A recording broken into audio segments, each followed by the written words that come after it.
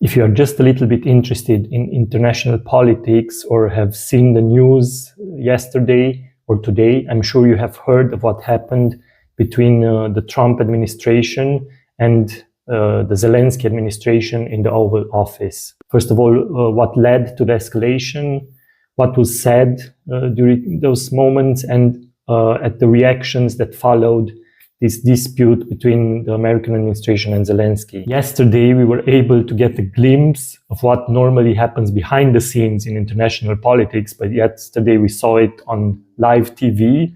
First of all, you have the side of the American administration, and there they have some valid points of view. For example, the Americans, they supported Ukraine in these 3 years of war with hundreds of billions of dollars. Giving support, it's not only about the weapons that you give, it's also about munitions, it's also about infrastructure, it's also about technical support on the ground, it's about maybe subsidies for the arms industry in the US. So we don't know what that includes or what they mean by that. But getting back to the 100 billion that Zelenskyy said he received, or the 180 billion that Trump said that the American administration paid, Zelenskyy said we only received around 100. 60 of those was in munitions and arms and stuff like that. And the rest was paid, 30 billion, or the difference to 100 was paid directly in the budget of Ukraine. But Trump comes and asks, where is the rest of the money? Because according to his papers and to his budget, the Ukraine received a lot more than $100 billion.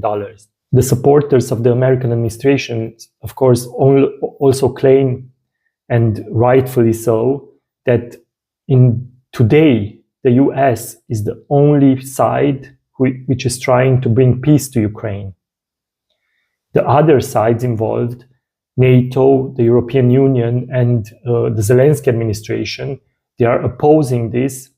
And this is another proof of that, what happened in the Oval Office. Because Trump came in and said, let's sign this deal with this rare earth mineral deal, whatever it is.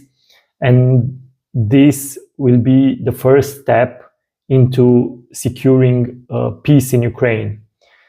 And Zelenskyy did not accept that, or we don't know what happened behind the scenes.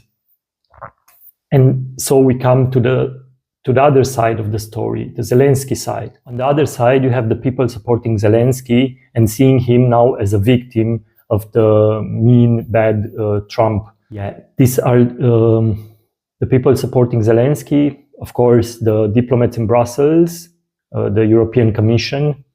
You have Macron of France, you have the United Kingdom, and you have the new German administration through the new Chancellor Merz.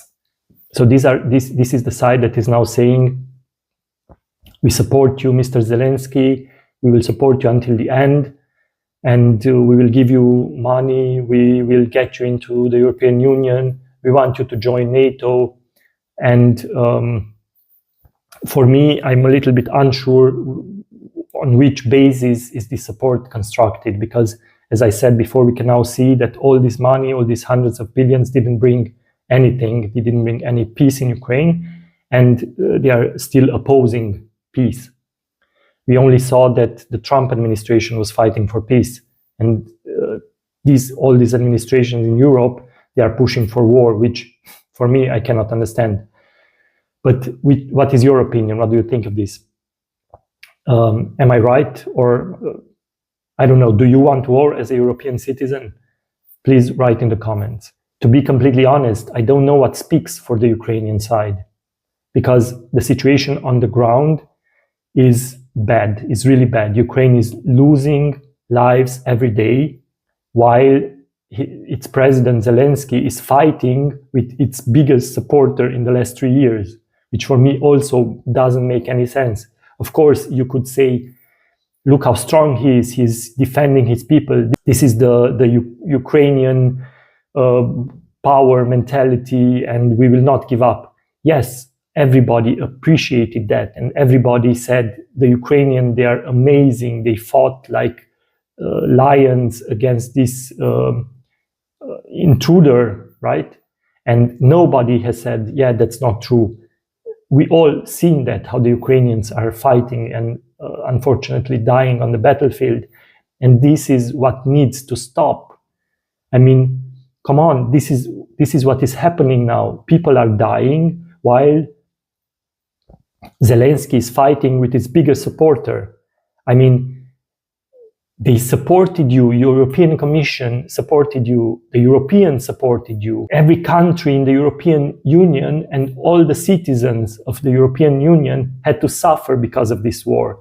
I personally think that the path is peace and mediation and diplomacy and stopping the bloodshed, like a ceasefire, first of all. And then I think that the Europeans need a little bit to de-escalate the situation, because they do not have the support of the citizens, because none of us want war in Europe. And we don't want, of course, a World War III.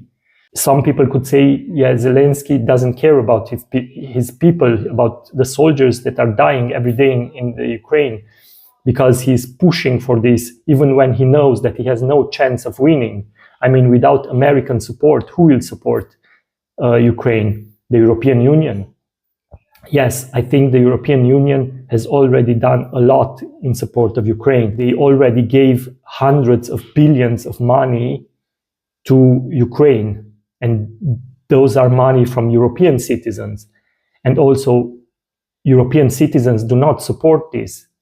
It's not one thing is what the politicians are saying in Brussels, and there's another thing what people on the street are saying. Nobody supports war. Nobody wants this war to go on. They all want it to stop. But you can see why Trump also said in front of the press, because someone from his side told him, Mr. President, that's enough. But he said, no, I want the press, I want the American people need to see this. And by this, he meant Zelensky, as he opposes peace. Because this was another thing that Trump, in his reaction after this whole thing played through, he posted on X and he said that Zelensky can come back when he is ready for peace. And now he's not ready for peace. But I think that this is an issue that needs to look over the head of Zelensky, because you cannot keep a war going because Zelensky doesn't want peace as one person. I think they should really ask, what do the Ukrainians want? The people that are actually dying on the front lines. What do they want? Do they want peace? Do they want to give up the territory? Because that's democracy. Zelensky is the representative of the people, but opinions may be changed. You can see now with all this support from the EU, from the USA, after hundreds of billions of dollars, so only if you take the official numbers, we are talking of almost $400 billion, which were invested into Ukraine, and they are still losing. So where does that leave us? That leaves us only with one option, that NATO get in a war with Putin or with Russia, and that will mean World War III. And that's why also Trump said, you are gambling with World War III, because there's no other option. You have lost, you have to take this deal, and you have to move on. And then you have the Zelensky side, who are pushing for Zelensky, who are pushing for more support of Ukraine, because they have seen that the support from America is dwindling away. America has said, we are not going to send any more money in Ukraine. First of all, because they are not winning. Second of all, because the money is being spent without us knowing what's happening with that money. As Zelensky now came and said that he only received half of the money, the other half, nobody knows where it is. So what scenarios do we have moving forward? First scenario would be that this situation will all boil down and we will forget about it and they will sign an agreement and we will move forward. I think this will be really hard to achieve. I also, when you look back at the beginning of the Trump administration, right after Trump took office, you could hear from his side that there needs to be an election in Ukraine, because I think the Russian side made it clearly that there will be no peace as long as Zelenskyy is in office. I personally do not see this moving forward in a positive direction with Zelenskyy still being the Ukrainian president. I think, and I also said this in another video, for peace to be achieved, I think that the Ukrainians will have to give up Zelenskyy.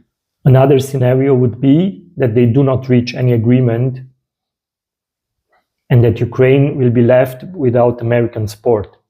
Will the Americans do that? Well, I think they will, because Trump has made it clear that he is on the side of the American people and that he got a mandate from the American people to stop this war or to stop spending money in Ukraine without any end in sight. Because what does America have to gain, even if Ukraine wins the war in some way? What do they have to gain? Nothing. Because he mentioned many times there is a big ocean between us.